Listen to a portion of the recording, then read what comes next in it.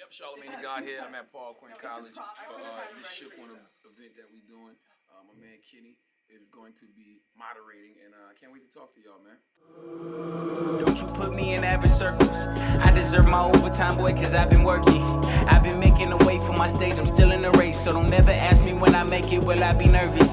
I'm navigating this game, calculating my steps, digging right through my pain to provide my lyrics in depth. Niggas dying for fame, yeah, get the best of the best. Anticipating the rain, but we ain't trying to get wet, no. We just in it trying to get respect, though. Never get it twisted, dog, we coming for your neck, though. In the land of superstars, a city where the sun go. Niggas being mans at first and then they turn to cutthroat, but shit happens. I just wanna glow on my wrist, actually. I just wanna show off my gift, actually. Long as my chick happy, long as my clique. You know what it is, man. It's your boy, Kenny Reeves. Is going down right here at Quinn College.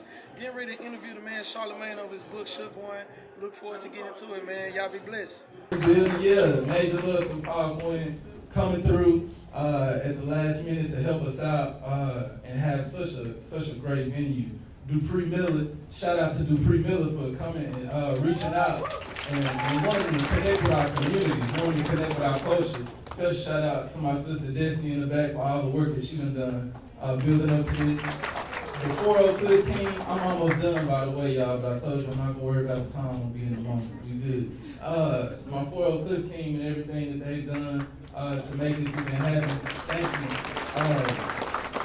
If you don't know about Fort Oak Cliff, our mission is we aim to liberate Oak Cliff from systemic oppression by creating a culture of education, increasing social mobility and social capital. If y'all want to come see us, we in the hood like a burnt CD, Glendale Shopping Center. So just pull up. We there, right next door to Pan African, another great institution in our community.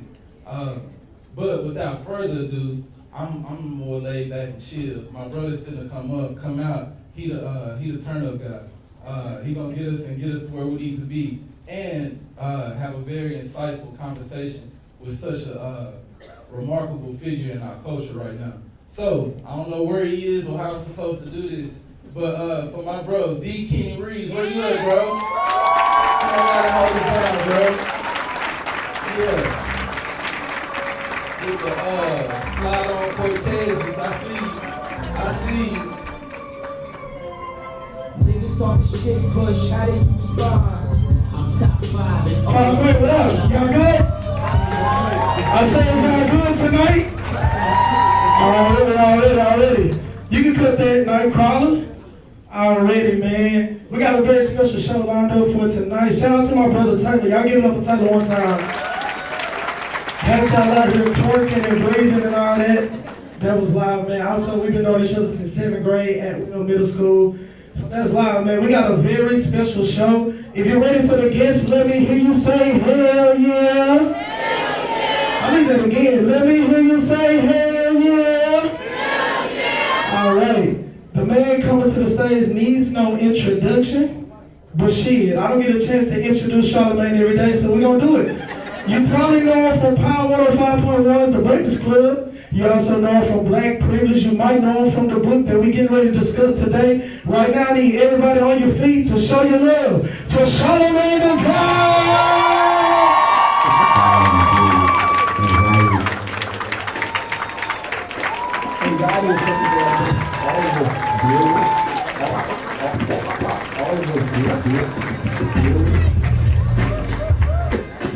You gotta use that figure as fuel. That's fuel. Quinn, what's happening? Thank you for having me again. That's live. What y'all doing? Huh? Y'all cooling on a Sunday night? Are y'all shot? Oh, shit. Nah, man, this is dope, man. Again, real quick. I gotta do this. I gotta get the nerves out real quick. I look at you every day, bro. So you like Jordan for me in this game right now. Don't do that. So I believe in giving people the flowers. So I'm gonna give you the flowers right now, man. Thank you. I appreciate that. Real shit. All right. So now we're here to discuss the book Shook One, man. Y'all give it up for Shook One. Y'all give it up? Thank you. It's coming right off the heels of a highly successful New York Times bestseller in Black Privilege. So the first question I want to ask you is, did you feel any pressure to backdoor Black Privilege or did you feel a sophomore slump of any sorts? Nah, because you know I don't like do things for money. I feel like if I had said to myself, you know what, I'm gonna write me a second book just because I know the next book check will be good, then I probably would have been in that sophomore slump position. But I didn't write the book for that. I wrote the book because I actually had something to say, and the book didn't even really start off with me like writing the book. It really started with me just keeping a journal. Right. When I started going to therapy, like just writing down things that historically gave me anxiety, things that give me anxiety now. And then, you know, when you're in therapy, you start unpacking all kind of stuff. You start unpacking, like, you know, the sources of your PTSD. You start, you know, unpacking trauma from things that happened to you when you was younger. So I was just keeping a journal and keeping notes of all of that kind of stuff. So that's what made it, you know, able for me to say, you know what, I can flesh all of this out and turn it into an actual book. That's a flame right there. So we kind of live in a space where it's a lot of trolls on social media. It's a lot of people who have negative things to say about your work and anybody else's work. What would you say to the person, being that mental health and anxiety is such a hot button issue today? What would you say to the person that say you either clout chasing or wave riding with speaking on these platforms right now? I mean, you can't please everybody, man. One thing I've learned about being in this position, it don't matter what you're talking about. Right. I can be talking about anything and somebody will find a way to hate on it. Like, I literally wake up every morning and put thank you, God, for blessing me with another day of life. And it's literally somebody telling me, I really wish you would die.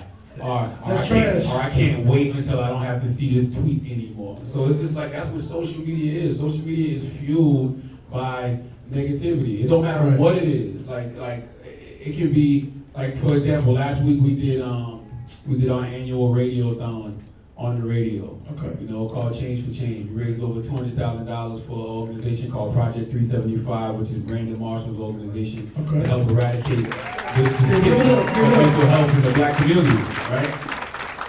None of the blogs posted about that. Ball Alert did. Ball Alert showed love. But other than that, none of the blogs posted about that. But as soon as designer calls in and we make fun of designer's voice, next thing you know, every blog is posting that. Why wasn't y'all posting what he actually called in for to begin with? Yeah, that's trash. They was kind of posting underneath the visuals that we were doing for this event, just saying we hope you die and crazy stuff like that. So social media is just a negative space. That's just the way social media is. You have to know that. Right. So kind of knowing things and understanding the culture, especially being here from the South. I'm from Dallas, I'm from Oak Cliff. Growing up here and understanding mental health and anxiety, if we had issues or if we had problems, especially in my household, the first thing I was told to do was to pray about it. Get on your knees, get do that. 100%, got to, 100%. But when did you recognize that you needed to seek professional help and go a step beyond just prayer? Last year. Because I first got diagnosed with anxiety in 2009. But prior to 2009, I always would have panic attacks and anxiety attacks. I would chalk it up to other things. I would chalk it up just to the life I was living at the time. If you're in the street selling crack, of course you're going to have a paranoia and a feeling of paranoia. In 2009, I got fired from radio for the 4th time. And I was like 31, 32 years old, back living at home with my mom. My now wife was living at home with her mom. My daughter was like 2 years old, so we were back living in South Carolina. And I remember just driving down I-26 in South Carolina and feeling like I was having a heart attack. Like I had always had that feeling before, but this one was like one I never ever had experienced. Right. And so I went to the hospital like I usually do. Doctor's like, yo, your heart is fine. You got an athlete's heart. He was like, yo, you suffer from anxiety. Right. And I was like, not that I know of. He said, it sounds like you had a panic attack. And he's like, are you stressed about anything? And I'm like, hell yeah. I'm stressed about a lot of stuff. Right. You know, so in my mind, I was thinking, okay, all I gotta do is get another job. Right. I get another job, you know, get back in position, everything will fall into place. I'm good. Right. The job I got was the Breakfast Club. But 6, 7, almost 8 years later, still having those panic attacks, still having those anxiety attacks. And I'm like, okay, now life is supposed to be great. Life is supposed to be good. I'm doing everything I'm supposed to be doing. So why am I still feeling this way? Right. And so that's what made me finally say, you know, last year, like, yo, I gotta go get a handle on this thing called anxiety. But I mean, a lot of that is just, the knowledge of what it is. Because I never knew anxiety was considered a mental health issue. Right. Until this year. I never thought about it. I just thought anxiety was anxiety. I didn't think that anxiety falls into the same category as bipolar and schizophrenia and all that stuff like that. Right. So it's just like, my wife was one of the main people telling me like, yo, you need to go sit down and talk to somebody. Because I'm the go-to guy for a lot of people. Right. And what I often ask people is, who is the go-to guy or go-to woman go to? Right. When they need somebody to build with, And then like sometimes, don't get me wrong, spiritual advisors are great. Your friends and your family are great, but I feel like God touched certain people and put them in position to be these therapists and be these psychiatrists to help us. And I don't get me wrong, I love prayer. Absolutely. But I look at the brain like I look at any other body part. Like if you break your arm, you're not gonna go to the pastor and say, "Hey, pastor, can you pray this arm?" Nah, I can't do that. Can you pray this arm not to be broken again? You gotta go to a doctor. That's how I look at therapy. So just kind of asking a question, because in your book you speak to, sometimes it feels like in the community they force us to choose. So I wanted to ask you the question, do you think that there is a relationship that can be built between the faith-based community and seeking therapy? Yeah, I just think that pastors and deacons and other spiritual advisors and spiritual leaders, which I think a lot of them do now, they just have to make us aware of that resource called therapy. Like I grew up a Jehovah's Witness. My grandmother was a Baptist. My father was a witness, so he got this fellowship and he started studying Islam. So all we knew was faith. Right. But I didn't hear none of those spiritual advisors or spiritual leaders talking about therapy. My mom went to therapy in 1998. Okay. I didn't know that until this year when I started talking about therapy. And then she told me she went to therapy for, when her and my father got a divorce. But if I had known that 20 years ago, then I would have known that it was another resource out there available to keep my brain organized, basically. Right. And so it's just like, pastors and deacons and stuff, they just have to pass that plug sometime. You know what I'm saying? 100%. Like when they're talking to you and they're giving you Bible scriptures and they're praying for you and all that good stuff, sometimes it's perfectly fine for them to say, hey, have you ever thought about therapy? Have you thought about counseling? Maybe they need to start bringing therapists and those type of counselors into the church. I think so. It's not like therapists and counselors don't go to church. Right. They got to pray too. They're in the congregation. Yeah. And I think even just speaking further onto that issue, I think there is a stigma in the Black community about going to seek therapy. And I can even speak for myself. I'm not ashamed to wear whatever I'm feeling. But I'm recently engaged. I just proposed to my fiance. I'm really sitting for my applause. I'm trying to take her to a place. Another proud member of the faithful Black male community. Yeah, team faithful Black male community. That's right. That's right. But call us whatever. But no, just kind of speaking to the stigma in the community. I told my fiance, we talked about marriage, and she told me that before we walked down the aisle, before we got married, she wanted me to seek personal counseling, seek personal therapy. That's big. And for me, in the moment, all I heard was, what the fuck is wrong with me? Why do I need to go see therapy? So I told her outwardly, I said, I don't want to lay on somebody's couch and let them judge me. And I want to know, where do you think that mindset comes from, and how can we eradicate that kind of thought? Well, two things. Number one, I think that's really dope what your fiance did. The one thing that I learned was like, my wife was constantly, telling me to go to therapy. Me and my girl been together 20 years. Right. We only been married 4. But Hey. It's big. Exactly.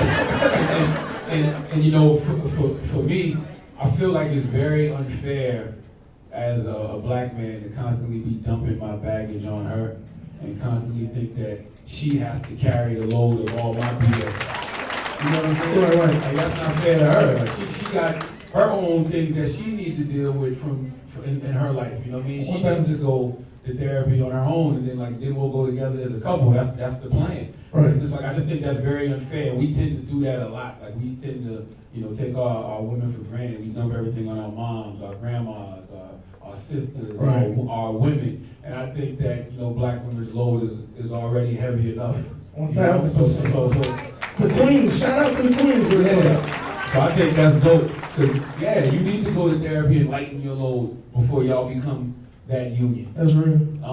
But secondly, I think a lot of times the problem we have with sitting on somebody's couch and talking to them is that it's usually people that don't look like us, white people. And sometimes, you know, when you're looking at these white people, you're saying to yourself, it's because of you I'm in this damn situation. Right, 100%. I agree with you. Like PTSD is real. PTSD don't just stand for post-traumatic stress disorder. It's post-traumatic slave disorder. You know what I'm saying? Like it's a lot of conditions that have been implemented on us because of white supremacy. You know what I mean? So it's just like, how do I expect the same person that caused this problem to give me a solution? You know what I'm saying? So I think sometimes the first step when it comes to trusting therapists is seeking out somebody who may look like you. Okay. Now, personally, I'm kind of hypocritical because I said I wanted an Asian woman when I first started wanting to go to therapy. That's fine. We want what we want. I got a science behind it. The reason I wanted an Asian woman is because I felt like I wanted somebody that was neutral. I wanted somebody that wasn't going to have the same biases as me, right. Possibly the same prejudices as me. Okay. Like I didn't want somebody that I was going to talk to and they was just going to reinforce everything I felt and make me even angrier. Right, you know? right. Yeah, fuck that shit. Yeah, but you know, if you think trying to find a black therapist is hard, try finding an Asian woman. Yeah. Big facts. Yeah, so I ended up with this nice Caucasian woman who I'm just being honest. And the reason I liked her because like when I first went to her and like after like the second time I was like unloading on her and she just looked at me and she went, woo! And I was like, it's a lot, right? She was like, yes. Yeah. She just sat there for a second. So she didn't give me no like rehearsed, regurgitated BS out of the secret of the 4 agreements. Like she actually was listening with the intent to, you know, understand and not reply. Right. And so she's been very good for me for like, you know, my first year in some change in therapy. But I think I'm ready to be pushed a little bit more by one of us. I think that's interesting because it allows her to kind of just understand our issues more specifically as opposed to just giving you the cookie cutter answer in therapy. Yeah, and I think that we're helping each other. Right. Because she hears me talk about certain things and she's like, I never even saw it in that way. Or that's, you know, like she thought that's horrible. Like, what? Like she is clueless to a lot of things, which I like. Because sometimes I need that because, man, sometimes, you know how when Boys in the Hood, when those boys like either they don't know, don't show, or don't give a damn about what's going on in the hood. Sometimes when you see certain things happening to black and brown people in this country and you see, you know, so-called good white people not saying anything, right, or just acting like they don't see what's going on. Yeah. Sometimes I like to know that they're really clueless. Right. You know, it makes me feel like, all right, so they just not ignoring the problem. They just don't know. They just don't know. Right. Yeah. I think that's dope. Kind of just bringing it back to the community a little bit. For the person like myself who's never been to therapy, I'm sure there are other people in the room who's never been to therapy. Could you just walk us through what it's like to actually go to therapy and seek professional help? Did y'all see the special I did on VH1 this past week? Yeah. The In Session Live with Dr. Jessica Clemens? Yes. Or if y'all didn't, y'all should really go watch that because that is exactly what therapy is like. I have never been more uncomfortable in my life. And I'm always uncomfortable when I go to therapy just because like being that vulnerable, being that open with somebody, even if nobody's watching, even if it's just y'all two in the room, like you just still feel like you got out the shower, or me, because I'm a, you know, girl without a shower. It's like you got out the shower and you naked and everybody sees your little shrinkage and you that's how therapy always feels, but it really felt like that on TV Monday night. And it's just like, that's what it is. You sitting on the couch and you having dialogue with somebody. And I saw people tweeting things at Dr. Jess like, yo, you wasn't pressing them with the questions. It's not an interview. Right. That's not what therapy is. Therapy is you going in there, venting, getting things off your chest, and she's guiding you in the most simple ways. And sometimes when you're just talking, you're talking things out, you're figuring things out in your own mind. Okay. And you're like, oh, wow. Because sometimes we suppress things so much that we never even take it out, put it on the table, unwrap it, and see what it is. Right. Push it away. sometimes you just need to have a conversation about it. And that's honestly what therapy is. Therapy is you and another person sitting down and you just venting, really. That's actually it sounds like a beautiful experience. Speaking of beautiful Yeah, experience. but also too, I want to say like therapy is like you got like a real chunky closet, right? Like you got clothes, sneakers, shoes everywhere. And you go in there with this box and you pack up all the stuff that you don't need anymore and you give it away because it doesn't serve you anymore, and you organize what it is that you want to keep, and you got room to bring in new stuff. That's what therapy is. Okay. That sounds good. That was a vivid picture for all of us in the room who've never been to therapy. I think that'll definitely work out for us. There were a lot of the queens snapping and clapping earlier today. I just wanted to ask a question. Do you think that mental health is more acknowledged by black men or by black women? Oh, definitely black women.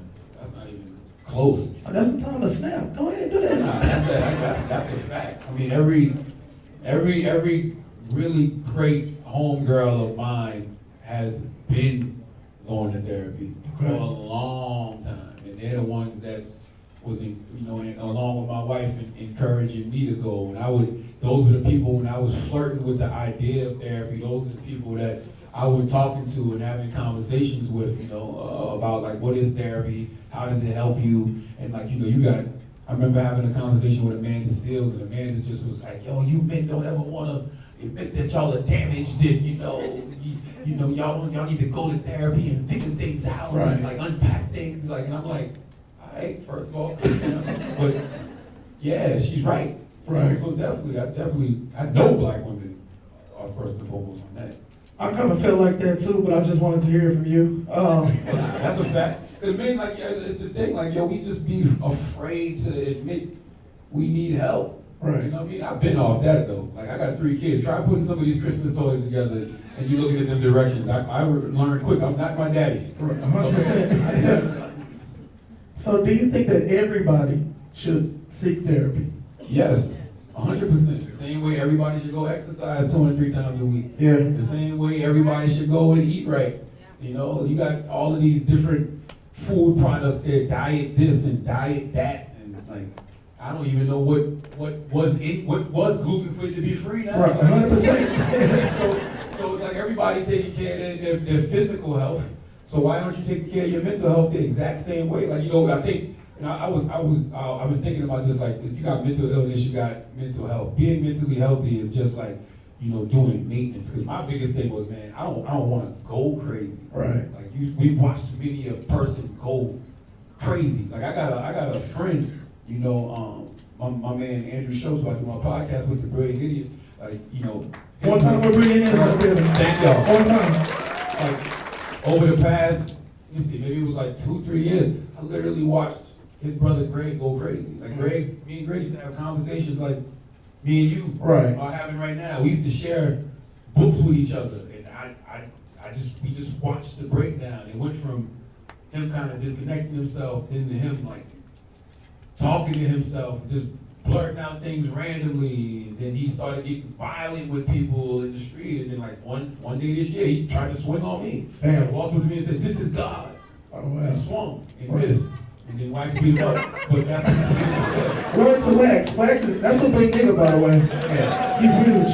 But we didn't want to do that. Right. You know what I'm saying? And that wasn't our first reaction. Our first reaction was like, yo, we know something wrong with him. 1,000. So after we tried to defuse the situation, he just kept wilding out. But the moral of the story is, I watched him go crazy. Right. I watched him break down. And I don't know how that happened, where that happened, why it happened. I just saw it happen. And that was like a first-hand account for me that was like, yo, man, I don't know why that happened, but I'm going to figure out a way to stay mentally healthy. That's a great point, actually. And speaking of being mentally healthy, how important do you think your Caucasian therapist was in you actually being able to express yourself in the book form? And I also want to ask you on the back end of that, how important was Dr. Ish, who actually contributed to the book with the clinical correlations? How important were both of they in this process? Those are 2 great questions. I mean, she was very important because when I was keeping the journal and then I decided to say, you know what, I'm going to turn this into a book, I was trying to transcribe things that she was telling me. Right. And what I realized was the things she was telling me was for me. And the things she was telling me helped me to explain how I was feeling better. So that was her contribution to the book. Her contribution to the book wasn't to, give the clinical correlations like Dr. Ish did, even though I thought that's what it was going to be. But it really was just to help me explain my feelings better. Dr. Ish, I have to give that up to Jan and Nina, because that was like their idea, you know what I'm saying, to bring Dr. Ish major in. And I thought that was so dope because Dr. Ish major is he's a brother, graduated from the University of South Carolina, that's where I'm from, that's where my wife went to school at. And I just thought he added such a great touch to the book because to hear a black man, I guess being as vulnerable as I was, and have a brother who's an actual, certified therapist come in and give the clinical correlations, I thought that was just perfect. And it's dope actually reading it. I heard it on the audiobook and I heard him put on his sexy voice or whatever, but it sounded good to actually hear this from a black man. It was dope to actually understand that he was trained by the first black therapist in South Carolina, so that was actually... And it helps you to take the information in more, because it feels like you're talking to your own people. Right. Right, 1,000. So now, I don't want to get controversial, but I do have to ask you, just because you're sitting in front of me, this past summer, you sat down with Kanye West, which was a beautiful interview, by the way. But Kanye West is a person that's been saying some pretty unfavorable shit in the culture right now. A lot of people in the culture are not really rocking with Kanye West and the things that he's been saying. But being that you have this mental health platform and Kanye West has openly admitted that he's struggling with mental health, did you feel a responsibility to at least try to convey his message to the culture? Okay, let me answer that. I didn't feel the need to convey his message to the culture because I don't know what his message is, nor do I think his message is clear because of his mental health issues that he will not acknowledge anymore, right?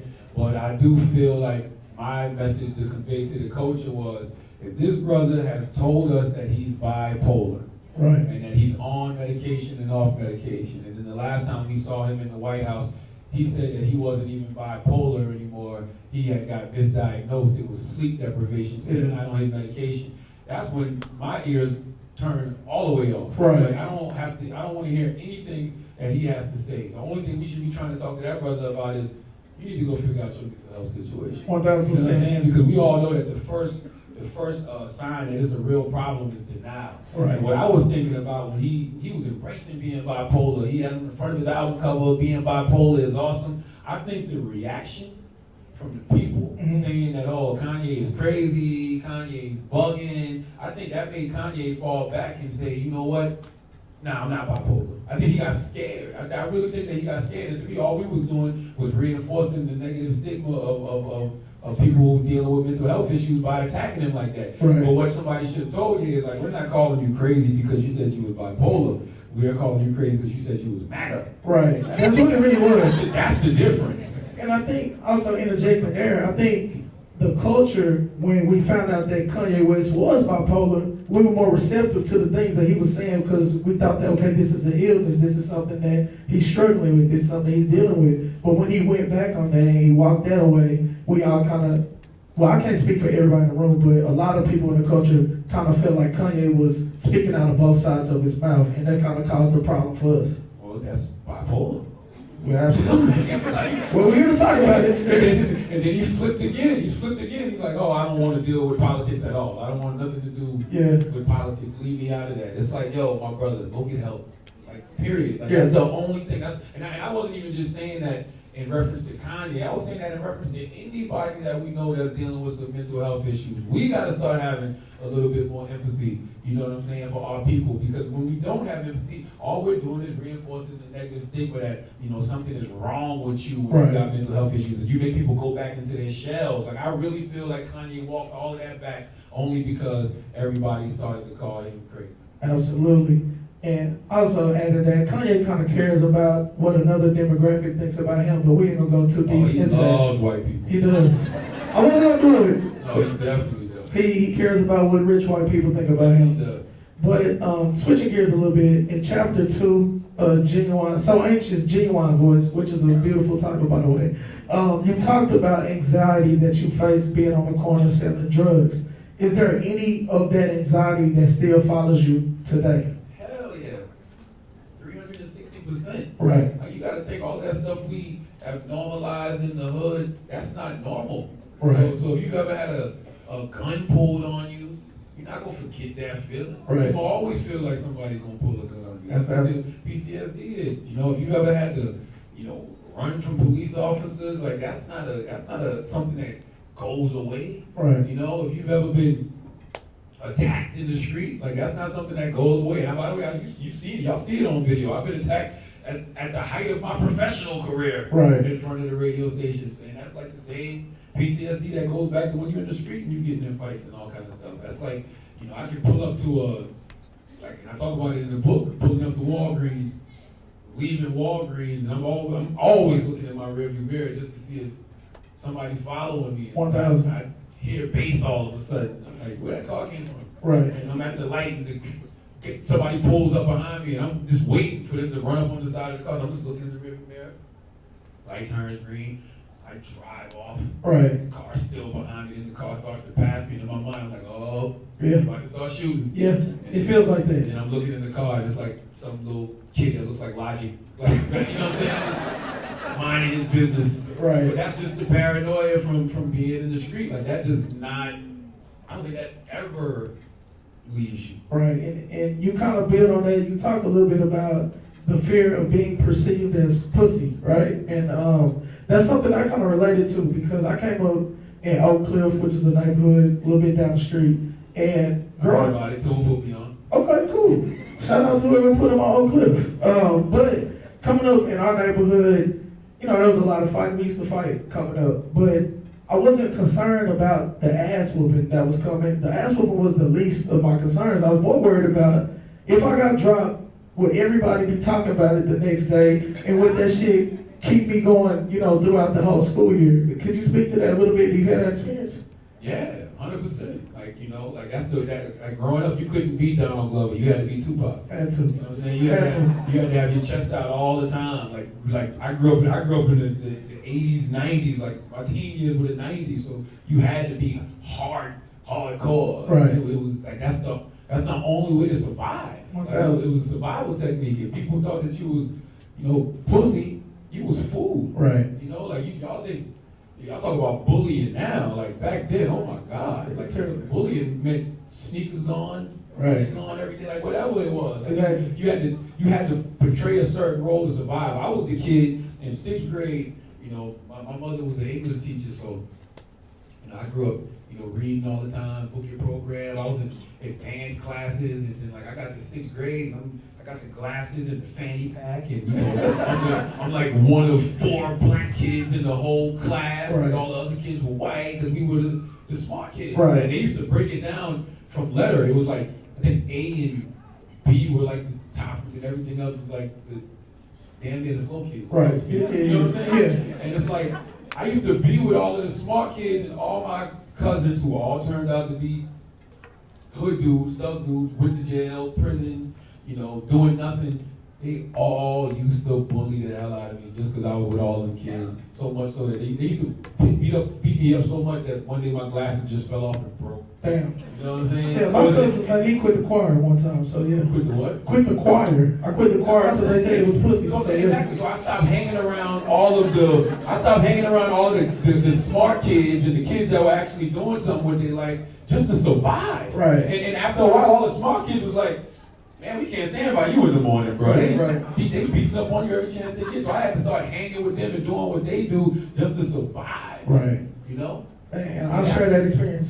And that wasn't never me. Man, I remember, I talk about it in the book. I remember one time this dude in front of me some dope, and the dope was really terrible, so I couldn't pay him his money back. It was literally just all isotol. It wasn't even coke, but anyway. And so I owed him some money. Right. And I couldn't pay him back. So he was like, yo, I want you to come do this home invasion with me. I'm like, home invasion? Right. Home but of course I can't say that. I'm just thinking that in my mind. Like, we're finna get into some shit right now. You know, all I gotta do is drive the car, and then, you know, I'm gonna kick the door and you coming behind me. All right. So, we driving, start smoking some weed. The weed makes my anxiety go all the way through. But I already had a plan, right? I already had a plan to not do this home invasion. So, we smoked a couple blunts and we driving around the neighborhood. We passed the dude's house one time. I'm like, all the lights on, right? Yeah. House was pitch black. He didn't know. He wasn't paying no attention. Right. He's like, the lights was on rough. I saw one light. It was one light. It looked like it was still on. Right. We drive by it again. Yep, the light's still on. We drive by again. I look at the rear view. Oh, shoot, I think that's the police. Yes. Right? Yeah, speed up a little bit. He's like, the police for real? And so, I swear I was doing just a car. It was just some lights. I don't know if they were the police or not. Right. It was just some headlights in the back. I'm like, yep, that's them. I hit the gas. He's like, yeah, we got to do this another time. And we never got around to doing it. That's good. But, I'm actually glad you didn't do that. but being pussy saved my life. Being pussy saved a lot of our lives. Yeah. Y'all get into that real quick. Absolutely. It's not even really pussy. When you think about it, it's kind of being smart and avoiding bullshit. Yeah, in hindsight, Yeah. when you're older, you realize, yes, that is the smart thing to do, not do a home invasion. 100%. You know? Yeah. Hey, but the hood won't let you live it down. And by the way, I also talk about it in the book. I don't even like the word. I don't even like that word because it's like I don't like calling people pussy. Why would I call you something that I enjoy? You know what I'm saying? Like it makes zero sense. This is a married man, by the way. All the married niggas is like, yeah, I enjoy it too. Yeah. But no, kind of switching gears. There's a lot of hip hop in this book, man. You talk about different artists that kind of help you develop this. Scarface wrote your foreword one time for Face, because that's a Texas legend. That's a legend in his own right. I wanted to ask you, how important was hip hop in the development in this book, and how important is hip hop in just your everyday life? Hip hop is my culture. Hip hop was my university. Right. You know, I didn't go to college, so I didn't pledge any fraternity. I don't have a degree to fall back on. Right. The things that helped me transcend my circumstances when I was growing up was music and books. Right. And hip hop played such a key role in that because I would listen to Scarface and hear him talking about Houston, Texas, and the things that was going on in Houston. I would listen to Jay-Z and he'd be talking to me about the things that was going on in Brooklyn. Right. Listening to Wu-Tang, they telling me about what's going on in Staten Island. Listening to Snoop, they telling me about what's going on in LA. Outkast and Goody Mob, man. Get up, get out, and get something is the song that made me want to get my life together. 1,000. That and TLC No Scrubs. Them two songs right there made me, TLC No Scrubs made me move out of my mama's house. Yeah, that's like the hardest diss record still today. What? Yes. It was just the bars, hanging out the passenger side of your best friend's ride, trying to holler at me. I don't want no scrub. Man, And all the niggas that rode passenger felt that. I ain't have no car. I'm always passenger side of my man's ride. Right. And then, Outkast, get up, get out, and get something. You need to get up, get out, and get something. Don't let the days of your life pass by. You need to get up, get out, and get something. Because you and I got to do for you and I. That's all even made me put down the weed. He was like, you can't spend all of your time getting high. That power of hip hop was like different for me. Those brothers raised me. Guys like Scarface, Jay-Z, Ghostface, they literally raised me through music. That's why I understand the power of music. Right. That's why as a 40-year-old man, I get so disappointed sometimes when you hear some of these guys' music, because it's just I know how I was influenced, good and bad, by the stuff that I heard growing up. So I can only imagine what these kids is going through now. And I could be wrong, but when I hear it, I don't hear them talking about nothing of socially redeeming value. I don't hear them doing nothing but pushing these kids to do drugs. Right. At least my generation was, telling them to go get some money in some way, shape, or form. I don't even hear it in the music nowadays. Yeah, it's kind of like the dealer versus the user. Back then they were dealing. Now it's kind of like the user mentality. By the way, both of them are trash. Yeah, trash. But, no, there's no but. Both of them are trash. I'm just saying we was focused on, getting money.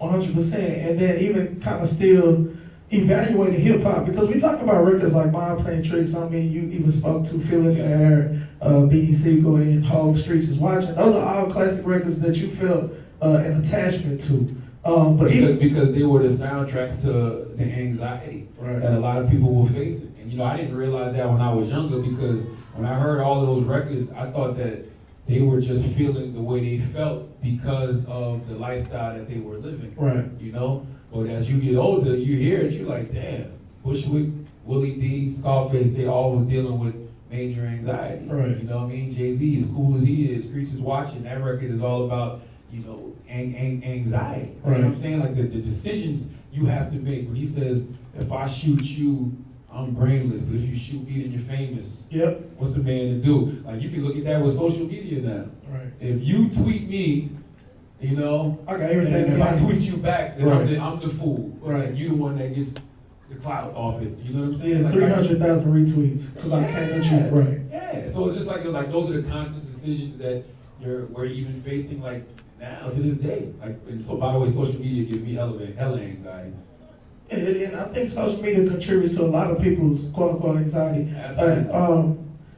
Looking at the current landscape in hip-hop, there are artists like J. Cole, with KLD, Kendrick Lamar, To Pimp a Butterfly, even like Dallas rapper T.Y.E. speaks about his mental health and anxiety. He pushes that agenda. Even with the emo rappers, there are a lot of young artists who are kind of speaking to mental health.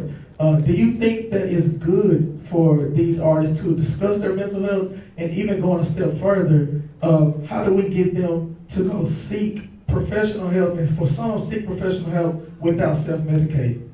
I think that is great for them to be speaking about it. And I think a lot of them are seeking professional help, but you know, it goes back to what I said about professional help. Like, they just need to see more therapists that look like us. Right. You know, when they start to see more black therapists, more black women therapists, they'll just feel comfortable sitting down talking to somebody. But this generation, man, is way more braver than like a lot of the previous generations, because like my generation, there was a lot of posturing going on. Right. You know what I'm saying? There was a lot of front. There was a lot of people acting like they had it all together, but they didn't. You know, there was a lot of guys acting hardcore, but they really weren't. Like, a lot of them just wanted to cry sometimes. That's why Tupac was such a dope artist, because he would give you that extreme of being the tough guy, but then he would give you the super vulnerable side of him. You think Tupac didn't have major anxiety? 100%. Every other record he was talking about dying. 100%. Which is so, you know, scary for me, and that's why I had to get a handle on my anxiety, because I truly believe that, you know, your thoughts become things. Right. You know, and I believe that the things that you want to happen in your life, you should constantly think about. The things that you don't want to happen, you shouldn't think about it at all. So when those negative thoughts pop up in my mind constantly over and over, I end up having panic attacks, because I feel like I'm about to manifest this BS that I'm thinking about. Right. You know what I mean? So it's just like, I got to get a handle on that, because I understand the power of the mind. Like, the positive things that I've done in my life, I thought about. Like, I wrote down on my vision board. Right. I kept journals. I told myself these things were going to happen over and over. And so when you start scratching things off that list, man, that's a scary feeling, because it really shows you how powerful your mind is. And that's why anxiety is such an issue for me, because I don't want to hold on to those negative thoughts. I know how powerful my brain is. Right. So I don't want to be the person to manifest some negativity in my life just because I can't stop thinking about it. That's right, man. And just kind of switching gears, man, you talked about racism quite a bit in your book. Here in the city, there's a rich tradition of racism, to the point where... In Texas, no. Please. Every high school, or every school that I attended growing up in Dallas was named after a member of the Ku Klux Klan. Yeah, same thing with me in South Carolina. We had, you know, buildings named after Strom Thurmond and highways named after Strom Thurmond. Absolutely. They had a Confederate flag flying over the State House lawn in South Carolina. They didn't take it down until, you know, that devil-dealing roof went to Emmanuel AME and murdered 9 people. It's terrible. Do you think that there is a sense of built-in anxiety for being black and growing up in racist environments? Hell yeah. I got a chapter in my book called Blackanoid. And it's about being black and paranoid in America. Right. Like, our experience is totally different. You know, when you even talk about PTSD, you talk about, like I said earlier, post-traumatic slave disorder. You wonder why you could be minding your business, driving, you clean, license, registration, everything's good. Police officer get behind you and you automatically panic. Like, you like, hey, what the? I pull over. Like, let me start me a gas station or something. Absolutely. Get out these people way. That could go back to when the police officers were the original slave catchers. Yes. So that's trauma that's been passed down from generation to generation. Right. You understand what I'm saying? It's like, we, when you black in America, you constantly are questioning whether something is happening because it's a matter of circumstance or because of the color of your skin. Absolutely. Nobody else got to deal with that. Nobody. You know what I'm saying? That's a big fact. Y'all give it up for that, man. Speaking of racism and speaking of Dallas, you spoke in your book about an incident with a race baiter who was located out of Dallas. And you kind of spoke to how you might have misspoke in the situation when dealing with trying to find black and brown women who could use their platform. In the aftermath of that, could you speak to us and put us on any black women or brown women that you found in that process? Oh yeah, Angela Rye. Hard. Yeah, that's why I don't believe in good or bad experiences. I feel like everything is just all part of one long process. So even though I was wilding that night and I said something extremely stupid, because what I should have did was ask. I should have said, who are the woke women of color that we can help elevate, and I should have left the person that I'm glad you didn't name out of we don't say her name. And that was the problem. But the problem was we were saying her name too much. Because what happens in situations like that is the people who hate on her talk about her. Right. People who like her talk about her, and then it just becomes this big perfect storm. And right. I peeped that, and I was like, yo, why can't we lift one of our own with love the same way we lift somebody like her with hate? Right. Because you think about, when Insecure is on, or Scandal is on, or How to Get Away with Murder, like we make those things the number one trending topic just because we talking about it, and we do that with love. Right. So it's just like what I was looking for that night was already there in the form of the Angela Rye, not even just Angela Rye, Ebony K. Williams, like a lot of different sisters in that political pundit space. But I would never take that back because that is the night that I got introduced to Angela Rye. And she hit me up like, yo, I understood what you was trying to say. It was stupid, yes. But I understood what you was trying to say. And it's just like, yo, that's a person that is like changed my life. Like, right. Really like my sister for real. That's my spiritual sister. Her and my wife work out together. We come to the house for dinner. Like, that's family for real. And right. You can't, to me, that was just all God. And it is though. We got Angela Rye out of it, so I appreciate you for that tweet. But you have a period in your book that you discuss the fear of failure. From the outside looking in, like before we started the conversation, I told you I looked at you like the Jordan in this game. So we kind of see you as being extremely successful in your field. I want to ask you what professionally still scares Charlamagne in 2018? What professionally scares me in 2018? I don't really think anything professionally scares me. I just know, especially now because I've built so much of my own outside of the corporate entities. Right. You know what I'm saying? Like the podcast, I own that. Right. My books, that's me. Right. Even executive producing TV shows, whatever, having, businesses or making good investments, whatever it is.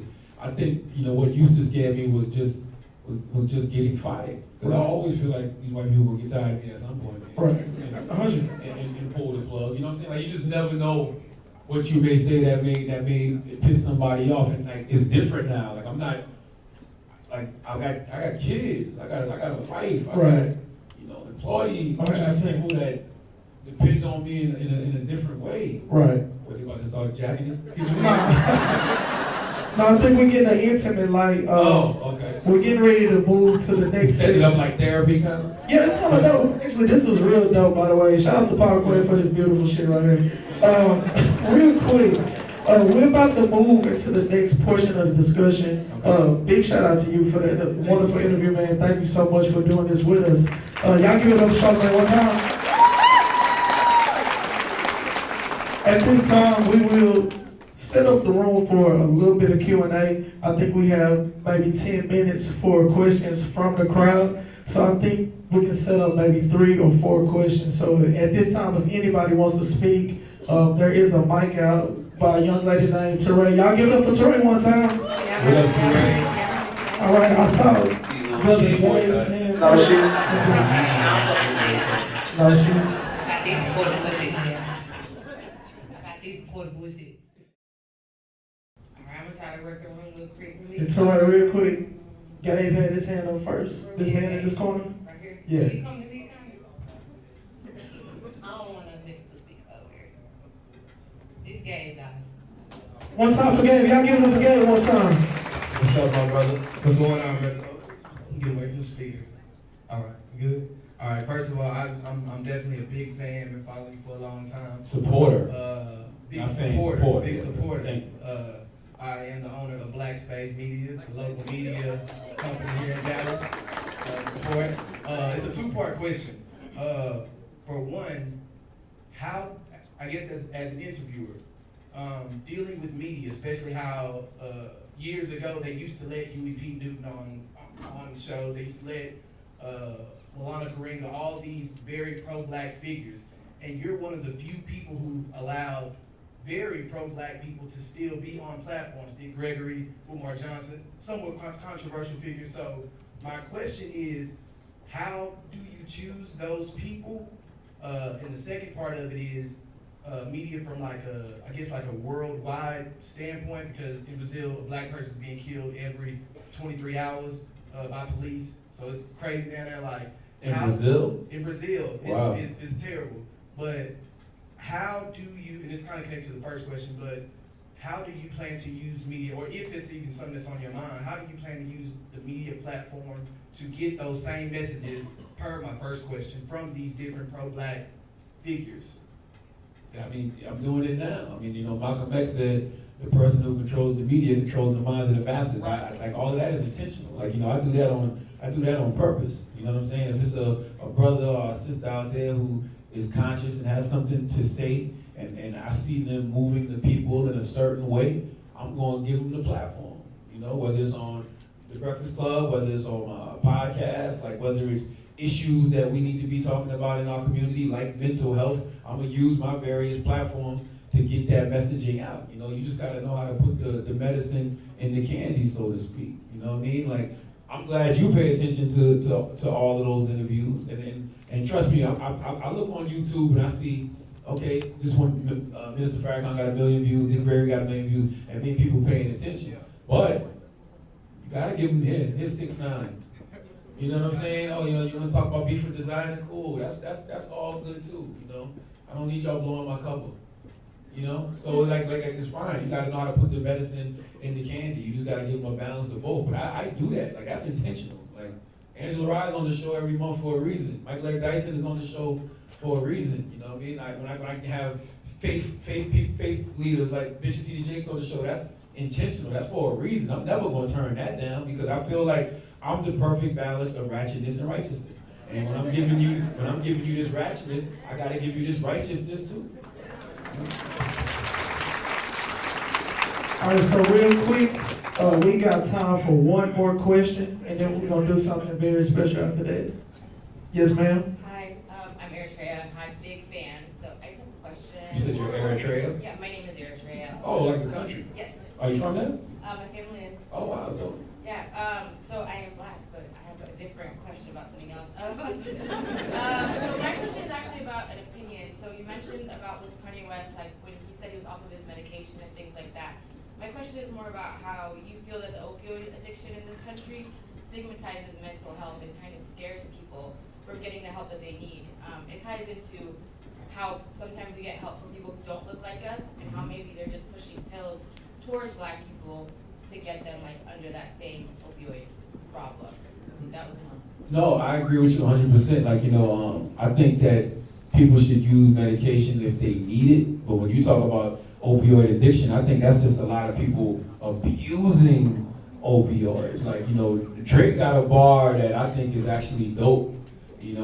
When he says, I took half his hand 13 hours before I land. That's a doctor-prescribed dosage of Xanax for a 13-hour flight, I'm sure. You know what I'm saying? But, you know, when you got these guys that are just out here ODing on the opioids and the promethazine or whatever it is, like, that's just self-medication. That's not healthy. But I have friends who take medication, but they take the proper prescribed dosage from their doctors because they have the kind of anxiety to where they can't even get on a plane or they can't leave the house, like that crippling anxiety. Thank God I don't have that. Like, therapy, you know, was enough for me, and I didn't have a therapist who just pushed medication on me. Like, you know, she sat down, had a few sessions with me, and she's like, I don't think you need medication. You just need somebody to talk to.